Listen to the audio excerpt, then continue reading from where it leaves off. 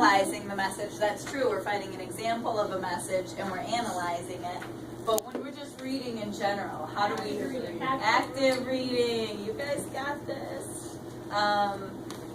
Yes, we actively read because it helps us have a conversation with the author. It helps us figure out what they're trying to tell us beyond just what we're reading and what we're seeing.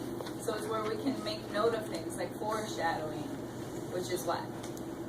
Giving a hint to what's going to happen. Yeah, exactly. A hint about what's going to happen later. So what are ways that we find foreshadowing?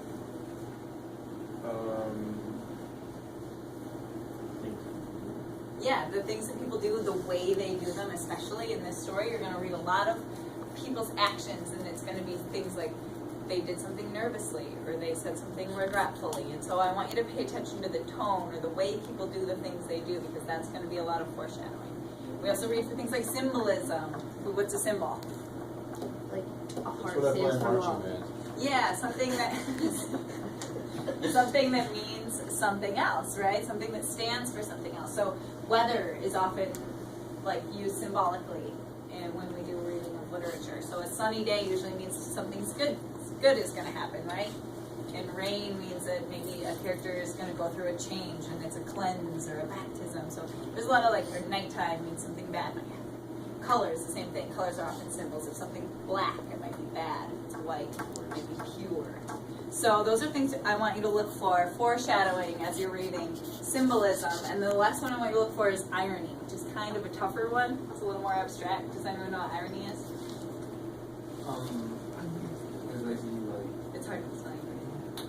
Like, I know what it is. Like, it just you can't explain. It's like I had trouble first hour too. I was like, how would you explain irony? Yeah. It's like, wait, were you going for? Oh, I don't know. Whichever one of you wants to. Well, yeah, look it up. I'll look it up. Well, no, that's It's okay. like the juxtaposition of two different ideas, and in a way that where they counteract. Yeah, there's a like it'd be ironic. countering. Like it would be ironic if. Yeah, I could even give an example. Like you, like there's dramatic and there's like. Yeah, there's a few different kinds. And dramatic is one we learn about a lot. That's where we know something that the character doesn't. But yeah, like. Generally, irony is going to be when something happens that's the opposite of like what should happen or what you would expect to happen. Like when the something unexpected. Well, kind of, yeah, it's unexpected in the way that, let's say it's a clear, beautiful, sunny day, but then something really bad happens. That's irony because it's supposed to be, that should symbolize a happy story, but then if it's actually a sad story, that's ironic. Or if there are children who usually symbolize innocence, but then they end up doing something like really bad or really evil, then that's irony too. So it's just, yeah, it's that juxtaposition of something that should mean one thing or should go one way, but then it goes the opposite. So all of those things, and then of course tradition, which we're talking about today.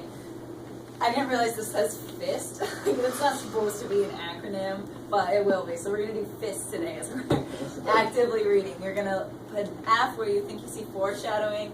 You're going to do an I where you think you're seeing irony. So think about, again, the children thing, the weather thing. These are all things you're going to look for in this story specifically. Where you think you see symbols, and then there's